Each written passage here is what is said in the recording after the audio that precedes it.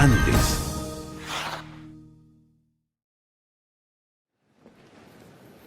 Buenos días. Voy a tratar de hacer lo imposible, presentar las propuestas que tiene Ecuador para la COP21 en menos de 5 minutos. Ustedes, señores jefes de Estado y delegación, recibirán la ponencia completa en sus escritorios. En primer lugar, como presidente de la Comunidad de Estados Latinoamericanos y del Caribe, quiero expresar al presidente Hollande y al pueblo francés toda nuestra solidaridad por los atentados sufridos. La libertad, la igualdad y la fraternidad vencerán al terror, como lo demuestra esta cumbre.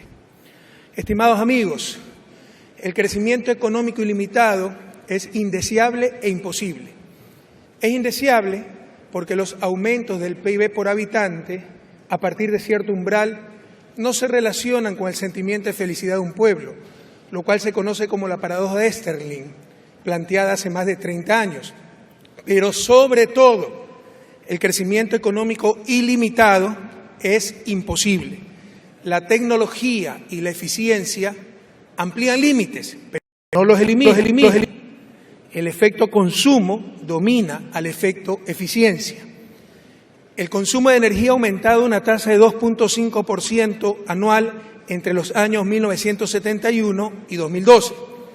La pregunta no es si podemos seguir creciendo, sino qué detendrá el crecimiento económico en el mundo. Una decisión concertada entre los habitantes de la Tierra o la reacción natural del planeta que convertirá ese sueño de codicia tal vez en la peor pesadilla.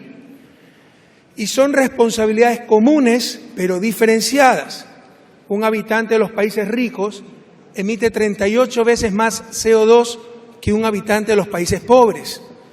Ello no quiere decir que no existan afectaciones ambientales ligadas a la pobreza, tales como erosión de suelos o falta de tratamiento de residuos sólidos, pero cabe indicar que esa contaminación de los pobres los golpea a ellos localmente, no globalmente.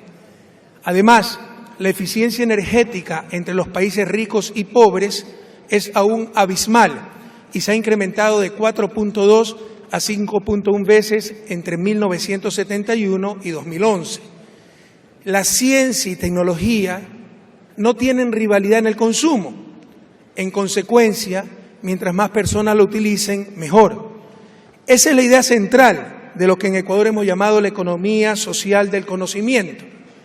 Por el contrario, cuando un bien se vuelve escaso o se destruye a medida que se consume, como la naturaleza, como los bienes ambientales, es cuando debe restringirse su consumo, para evitar lo que Garrett Hardin, en su célebre artículo de 1968, llamó la tragedia de los comunes. La emergencia planetaria exige un tratado mundial que declare las tecnologías que mitiguen el cambio climático y sus respectivos efectos como bienes públicos globales, garantizando su libre acceso. Por el contrario, esa misma emergencia planetaria también demanda acuerdos vinculantes para evitar el consumo gratuito de bienes ambientales. Una respuesta es hacer vinculante al protocolo de Kioto y ampliarlo para compensar las emisiones netas evitadas, N por sus siglas en español. N son las emisiones que, pudiendo ser realizadas, no son emitidas, o las emisiones que, existiendo dentro de la economía de cada país, son reducidas. N es el concepto exhaustivo que se requiere para completar Kioto, porque implica compensaciones por acción y abstención y engloba todas las actividades económicas que involucren la explotación, uso y aprovechamiento de recursos renovables y no renovables.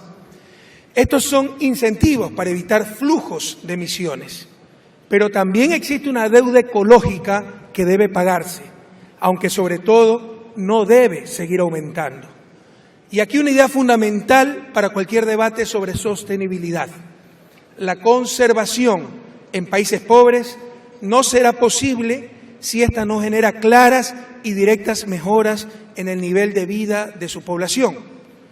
El Papa Francisco, en su reciente encíclica Laudato Si', nos recuerda que en los países en vías de desarrollo están las más importantes reservas de la biosfera y que con ellas se sigue alimentando el desarrollo de los países más ricos.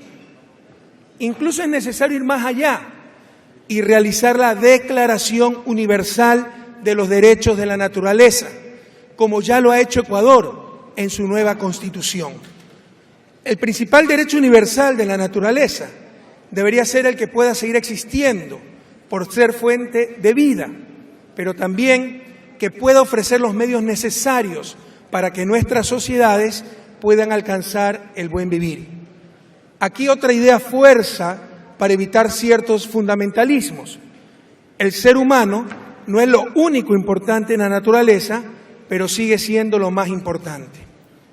La principal respuesta para la lucha contra el cambio climático es, entonces, crear la Corte Internacional de Justicia Ambiental, la cual debería sancionar los atentados contra los derechos de la naturaleza y establecer las obligaciones en cuanto a deuda ecológica y consumo de bienes ambientales.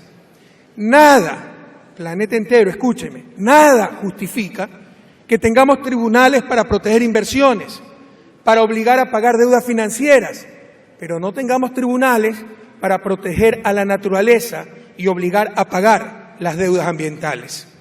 Se trata tan solo de la perversa lógica de privatizar los beneficios y socializar las pérdidas, pero el planeta ya no aguanta más. Nuestras propuestas se pueden resumir en una frase mágica: justicia ambiental. Pero como decía Trasímaco hace más de 2000 años en su diálogo con Sócrates, la justicia es tan solo la conveniencia del más fuerte. Muchísimas gracias y disculpe porque no pude presentar esta ponencia en menos de 5 minutos. Hice lo posible. Bon chance. Merci beaucoup, Monsieur le Président.